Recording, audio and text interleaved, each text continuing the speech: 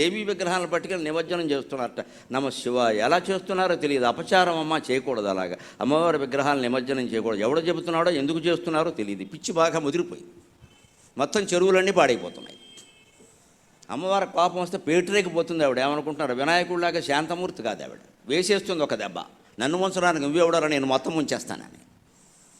ఏంటి దశాయుధాలు ఉన్న అమ్మవారి విగ్రహం తీసుకెళ్ళి నిమజ్జనం చేస్తారా? బుద్ధి జ్ఞానం ఉందా? నాకు మంటెత్తి మాట్లాడుతున్నాను నేను. గణపతి నిమజ్జనం అంటే అమ్మవారి నిమజ్జనం అది మంచిది. ఈ వెళ్ళిన వాళ్ళు కూడా నిమజ్జనం చేసేయండి, చెవులో తిరిగిపోతుంది. వీళ్ళు కూడా మనకమన్నాడు దాంతోపాటు. లోకు కట్టేశారండి వ్యవస్థను. ఇక్కడ అమ్మవారి విగ్రహాల నిమజ్జనం ఏంటండి? ప్రతి పూజకి నిమజ్జనం ఉంటుందా? భాద్రపద మాసం కాబట్టి చెరువులు పూడిపోయి ఉంటాయి, కాబట్టి నీటితో నిండిపోయి ఉంటాయి, కాబట్టి పూడికి తీస్తే మంచిదే. నా చెరువులో మట్టి తీసి విగ్రహం చేసి తిరిగి ఆ చెరువుకు అన్యాయం జరగకుండా ఆ మట్టిని అందులో కలపడం కోసం నిమజ్జనం చేయమన్నారు. నిమజ్జనం చేయవల్ల నీకేం పుణ్యమేం రాదు అక్కడ, అజ్ఞానం కానీ. చేయకపోతే పాపము రాదు. దాని వెనకాల ఒక శాస్త్రీయ విజ్ఞానం ఉంది. ఇప్పుడు అదే అజ్ఞానము అంటే దాన్ని వదిలేసి అమ్మవారికి మొదలెట్టారు ఇవాళ. ఇంకెవరన్నా మంచినీళ్ళు తాగాలా వద్దా? హైదరాబాద్లో చెరువులు ఉండాలా వద్దా? అసలు ఎంత జ్ఞానం ప్రబలిపోయిందో.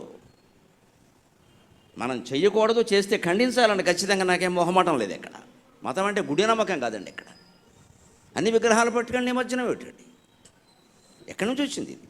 ఇదే మడ్డి మడ్డి మడ్డి. అసలు తత్వం వదిలేసాం మనం, తత్తుకొడుకులో తయారయ్యాం. దాన్ని ఏదో పట్టుకోవడం, ఆ చీర పట్టుకోవడం, ఆ నిమజ్జనం పట్టుకోవడం, ఇంకంతా ఊరేక్కడ. ఇక్కడ లడ్డూ పట్టుకోవడం, వేలంపాటు పాడుకోవడం. తత్వం వదిలేసాం.